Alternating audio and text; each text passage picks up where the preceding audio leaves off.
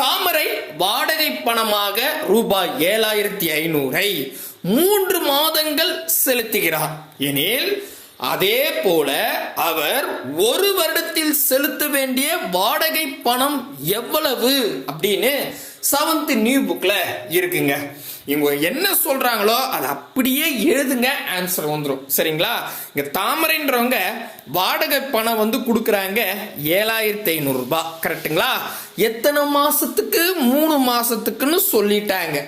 இப்போ இதே மாதிரி அவங்க 3 மாசத்துக்கு 7500 ரூபாய் கட்டினாங்கன்னா, வாடகை பணமா கொடுத்தா ஒரு வருஷத்துல அவங்க எவ்வளவு அமௌண்ட் கொடுப்பாங்கன்னு கேட்டிருக்காங்க. இங்க மாசத்துல இருக்கு, இங்க வருஷத்துல இருக்கு. கரெக்டா? எப்பவுமே ஞாபகம் வச்சுங்க, யூனிட் சேமா இருக்கணும். ஒன்னு ரெண்டுமே மாசத்துல இருக்கணும், இல்ல ரெண்டுமே வருஷத்துல இருக்கணும். ஒன்னு மாசத்துலயும் ஒன்னு வருஷத்துலயும் வந்தா நம்ம யூனிட் சேஞ்ச் பண்ணோம், இல்ல கணக்கு போட முடியாது. நான் எப்பவுமே சொல்லுவேன், பெருசா சிந்தா மாத்துங்க, புள்ளி வைக்கிற வேலை இருக்காது. சரிங்களா? அப்போ ஒரு வருடம் அப்படின்றது 12 மாசம். கரெக்டா? அப்ப நான் என்ன பண்றேன், வருஷத்துக்கு நேரா இது பாருங்க, இதுதானே இது மாதமா? எஸ், மாதத்துக்கு நேரா நான் இங்க வச்சுக்கிறேன். என்ன பாருங்களேன், இங்க மாதம்னு எழுதிக்கிறேன், இங்க பாத்தீங்கன்னா பணம்னு எழுதிக்கிறேன். சரிங்களா? இப்ப பணம் பாத்தீங்கன்னா 3 மாசத்துக்கு 7500 ரூபாய் கொடுக்குறாங்க. சோ பணத்துக்கு நேரா 7500 வச்சுக்கிட்டேன், மாசத்துக்கு நேரா 3 மாசம் வச்சுக்கிட்டேன்.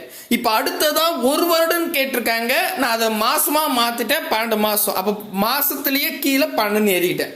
புரியுதுங்களா? மாத்தி இங்க இடத்துல நீங்க 12 போனா கணக்கு தப்பாயிடும், அதுக்காக சொல்றேன். சரிங்களா? இப்போ 12 மாசத்துல எவ்வளவு அமௌண்ட் கட்டுவாங்கன்னு கேக்குறாங்க. அமௌண்ட்டுக்கு நேரம் நான் எக்ஸ்ன்னு வச்சுக்கிட்டேன். ஓகேங்களா? புரியுதா நான் எழுதுந்து? ரைட்டுங்க, ஏன்னா அதான் கண்டுபிடிக்க போறோம். இப்போ அப்படியே கொஞ்சம் திங்க் பண்ணுங்களேன். என்ன திங்கிங்?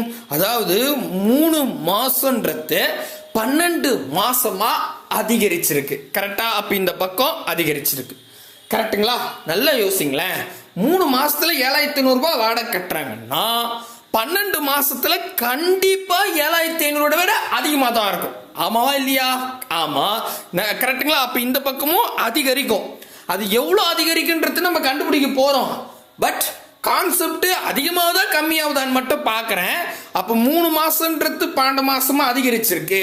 7500ன்றது கண்டிப்பா 7500 அதிகமாக தான் 12 மாசத்துக்கு இருக்கும். அப்போ 2 பக்கமும் அதிகரிக்கிற மாதிரியோ அல்லது குறையிற மாதிரியோ வந்துட்டா ஒண்ணு இல்லைங்க, ஜஸ்ட் இப்படி ஒரு கோலத்தை போடுங்க, இப்படி ஒரு கோலத்தை போடுங்க. புரியுதா? கோலம் போடுறது கிராஸா போட்டுட்டு இந்த கோலத்தை போட்டுட்டு எக்ஸ் எந்த வட்டத்துல இல்ல, ஓகேவா? இந்த 7500 12 தான் இல்ல. அப்ப அந்த 7500 12 இப்படி பெருக்கிங்க. புரியுதுங்களா? எக்ஸ் எதுல இல்லையோ அதுல இருக்கிற 2 நம்பரை பெருக்கணும். எக்ஸ் எந்த வட்டத்துல இருக்கோ அங்க ஒரு நம்பர் இருக்கும். இது பாருங்க 3 இருக்க, எக்ஸ் இருக்கிற வட்டத்துல அந்த 3 வகுத்துருங்க. சுருகுனா ஆன்சர். அவ்வளவுதாங்க. ரொம்ப ஈஸி. உங்களுக்கு புரியறதுக்கு தான் நான் பொறுமையா சொல்றேன். பட் புரிஞ்சு போனா கட்ட கடன்னு போடலாம். சரிங்களா? ரைட்டுப்பா. அப்ப அடிக்கலாமா? 1 3 3 4 3 12. இப்போ 7500 4ஆல பெருகணும்.